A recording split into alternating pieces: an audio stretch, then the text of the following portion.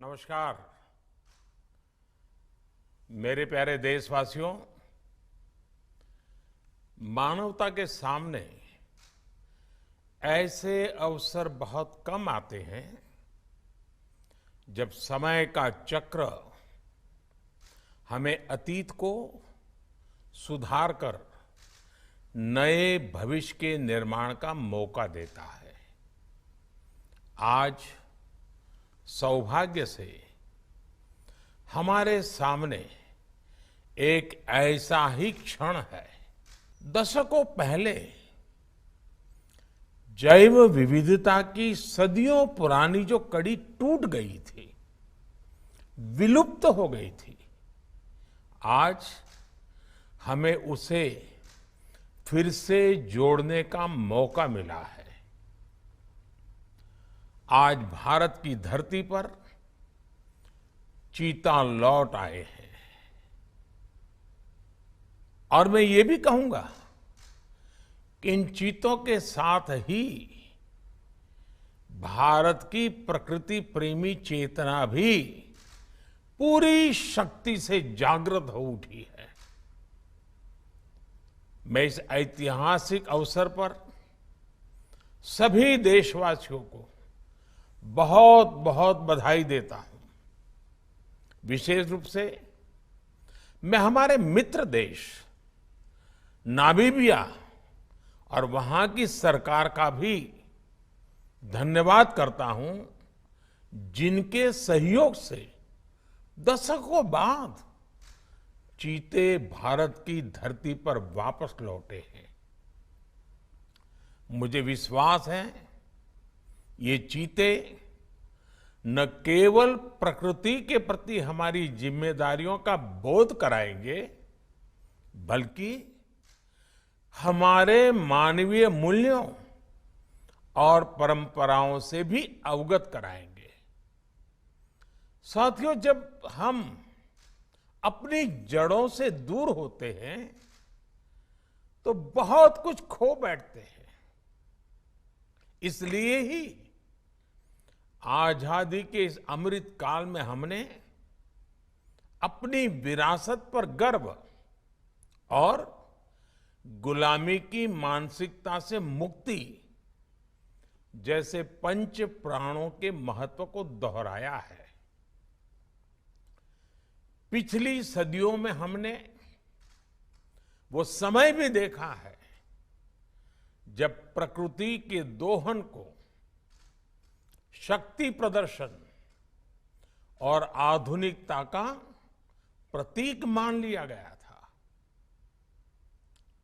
1947 में जब देश में केवल आखिरी 3 चीते बचे थे तो उनका भी साल के जंगलों में निष्ठुरता और गैर जिम्मेदारी से शिकार कर लिया गया। ये दुर्भाग्य रहा कि हमने 1952 में चीतों को देश से विलुप्त तो घोषित कर दिया, लेकिन उनके पुनर्वास के लिए दशकों तक कोई सार्थक प्रयास नहीं हुआ। आज आजादी के अमृतकाल में अब देश नई ऊर्जा के साथ चीतों के पुनर्वास के लिए जुट गया है। अमृत में तो वो सामर्थ्य होता है जो मृत को भी पुनर्जीवित कर देता है। मुझे खुशी है कि आजादी के अमृत काल में कर्तव्य और विश्वास का ये अमृत हमारी विरासत को, हमारी धरोहरों को और अब चीतों को भी भारत की धरती पर पुनर्जीवित कर रहा है। इसके पीछे हमारी वर्षों की मेहनत है। एक ऐसा कार्य राजनीतिक दृष्टि से जिसे कोई महत्व नहीं देता, उसके पीछे भी हमने भरपूर ऊर्जा लगाई। इसके पीछे एक विस्तृत चीता एक्शन प्लान तैयार किया गया। हमारे वैज्ञानिकों ने लंबी रिसर्च की, साउथ अफ्रीकन और नामीबियाई एक्सपर्ट के साथ मिलकर काम किया। हमारी टीम्स वहां गई, वहां के एक्सपर्ट भी भारत आए। पूरे देश में चीतों के लिए सबसे उपयुक्त क्षेत्र के लिए वैज्ञानिक सर्वे किए गए और तब कूनो नेशनल पार्क को इस शुभ शुरुआत के लिए चुना गया। और आज हमारी वो मेहनत परिणाम के रूप में हमारे सामने है। साथियों, ये बात सही है कि जब प्रकृति और पर्यावरण का संरक्षण होता है तो हमारा भविष्य भी सुरक्षित होता है, विकास और समृद्धि के रास्ते भी खुलते हैं। कूनो नेशनल पार्क में जब चीता फिर से दौड़ेंगे तो यहां का ग्रासलैंड इकोसिस्टम फिर से रिस्टोर होगा, बायोडायवर्सिटी और बढ़ेगी। आने वाले दिनों में यहां इको टूरिज्म भी बढ़ेगा, यहां विकास की नई संभावनाएं जन्म लेगी, रोजगार के अवसर बढ़ेंगे। लेकिन साथियों, मैं आज आपसे सभी देशवासियों से एक आग्रह भी करना चाहता हूं। कूनो नेशनल पार्क में छोड़े गए चीतों को देखने के लिए देशवासियों को कुछ महीने का धैर्य दिखाना होगा, इंतजार करना होगा, सहयोग करना होगा। आज ये चीते मेहमान बनकर आए हैं, इस क्षेत्र से अनजान है। कूनो नेशनल पार्क को ये चीते अपना घर बना पाए, इसके लिए हमें इन चीतों को भी कुछ महीने का समय देना होगा। अंतर्राष्ट्रीय गाइडलाइंस पर चलते हुए भारत इन चीतों को बसाने की पूरी कोशिश कर रहा है। हमें अपने प्रयासों को विफल नहीं होने देना है। साथियों, दुनिया आज जब प्रकृति और पर्यावरण की ओर देखती है तो सस्टेनेबल डेवलपमेंट की बात करती है, लेकिन प्रकृति और पर्यावरण, पशु और पक्षी भारत के लिए एक केवल सस्टेनेबिलिटी और सिक्योरिटी के विषय ही सिर्फ है ऐसा नहीं है। हमारे लिए ये हमारी सेंसिबिलिटी और स्पिरिचुअलिटी का भी आधार है। हम वो लोग हैं जिनका सांस्कृतिक अस्तित्व सर्वम खलविदम ब्रह्म इस मंत्र पर टिका हुआ है। अर्थात संसार में पशु, पक्षी, पेड़, पौधे, जड़, चेतन जो कुछ भी है वो ईश्वर का ही स्वरूप है, हमारा अपना ही विस्तार है। हम वो लोग हैं जो कहते हैं परम परोपकारार्थम यो जीवति सह जीवति, अर्थात खुद के फायदे को ध्यान में रख करके जीना वास्तविक जीवन नहीं है। वास्तविक जीवन वो जीता है जो परोपकार के लिए जीता है।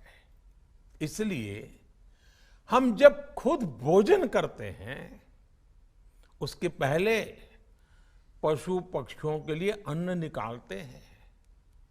हमारे आसपास रहने वाले छोटे से छोटे जीव की भी चिंता करना हमें सिखाया जाता है, बचपन से सिखाया जाता है।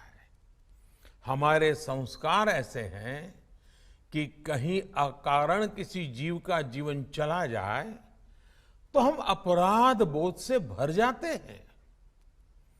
फिर किसी पूरी जीव जाति का अस्तित्व ही अगर हमारी वजह से मिट जाए, ये हमें कैसे स्वीकार हो सकता है? आप सोचिए, हमारे यहां कितने ही बच्चों को ये पता तक नहीं होता है कि जिस चीता के बारे में सुनकर वो बड़े हो रहे हैं, वो उनके देश से पिछली शताब्दी में ही लुप्त हो चुके हैं। आज अफ्रीका के कुछ देशों में और ईरान में चीता पाए जाते हैं, लेकिन भारत का नाम उस लिस्ट से बहुत पहले हटा दिया गया था। आने वाले वर्षों में बच्चों को इस विडंबना से नहीं गुजरना पड़ेगा। मुझे विश्वास है वो चीता को अपने ही देश में कूनो नेशनल पार्क में दौड़ता देख पाएंगे। चीता के जरिए आज हमारे जंगल और जीवन, उसका एक बड़ा शून्य भर रहा है। साथियों, आज 21वीं सदी का भारत पूरी दुनिया को संदेश दे रहा है कि इकोनॉमी और इकोलॉजी कोई विरोधाभासी क्षेत्र नहीं है। पर्यावरण की रक्षा के साथ ही देश की प्रगति भी हो सकती है। ये भारत ने दुनिया को करके दिखाया है। आज एक और हम विश्व की तेजी से बढ़ती अर्थव्यवस्था में शामिल है, तो साथ ही देश के वन क्षेत्रों का विस्तार भी तेजी से हो रहा है। साथियों, 2014 में हमारी सरकार बनने के बाद से देश में करीब करीब 250 नए संरक्षित क्षेत्र जोड़े गए हैं। हमारे यहां एशियाई शेरों की संख्या में भी बड़ा इजाफा हुआ है। आज गुजरात देश में एशियाई शेरों का बड़ा क्षेत्र बनकर उभरा है। इसके पीछे दशकों की मेहनत, रिसर्च बेस्ड पॉलिसीज और जन भागीदारी की बड़ी भूमिका है। मुझे याद है, हमने गुजरात में एक संकल्प लिया था, हम जंगली जीवों के लिए सम्मान बढ़ाएंगे और संघर्ष घटाएंगे। आज उस सोच का प्रभाव परिणाम के रूप में हमारे सामने है। देश में भी टाइगर्स की संख्या को दोगुना करने का जो लक्ष्य तय किया गया था, हमने उसे समय से पहले हासिल किया है। असम में एक समय एक सींग वाले गैंडों का अस्तित्व खतरे में पड़ने लगा था, लेकिन आज उनकी भी संख्या में वृद्धि हुई है। हाथियों की संख्या भी पिछले वर्षों में बढ़कर 30,000 से ज्यादा हो गई है। भाई और बहनों, देश में प्रकृति और पर्यावरण के दृष्टिकोण से जो एक और बड़ा काम हुआ है, वो है वेटलैंड का विस्तार। भारत ही नहीं, पूरी दुनिया में करोड़ों लोगों का जीवन और उनकी जरूरतें वेटलैंड इकोलॉजी पर निर्भर करती हैं। आज देश में 75 वेटलैंड्स को रामसर साइट्स के रूप में घोषित किया गया है, जिनमें 26 साइट्स पिछले 4 वर्षों में ही जोड़ी गई हैं। देश के इन प्रयासों का प्रभाव आने वाली सदियों तक दिखेगा और प्रगति के नए पथ प्रशस्त करेगा। साथियों, आज हमें वैश्विक समस्याओं को, समाधानों को और यहां तक कि अपने जीवन को भी होलिस्टिक वे में देखने की जरूरत है।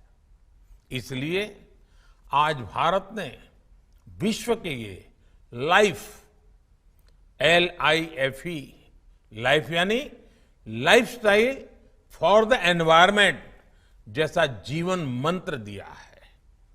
आज इंटरनेशनल सोलर अलायंस जैसे प्रयासों के द्वारा भारत दुनिया को एक मंच दे रहा है, एक दृष्टि दे रहा है। इन प्रयासों की सफलता दुनिया की दिशा और भविष्य तय करेगी।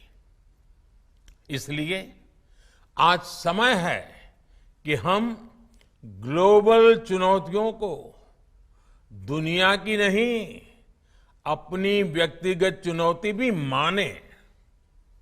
हमारे जीवन में एक छोटा सा बदलाव पूरी पृथ्वी के भविष्य के लिए एक आधार बन सकता है।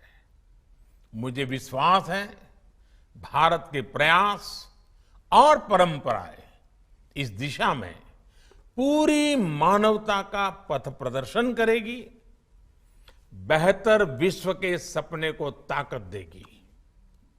इसी विश्वास के साथ आप सभी को इस मूल्यवान समय पर, ऐतिहासिक समय पर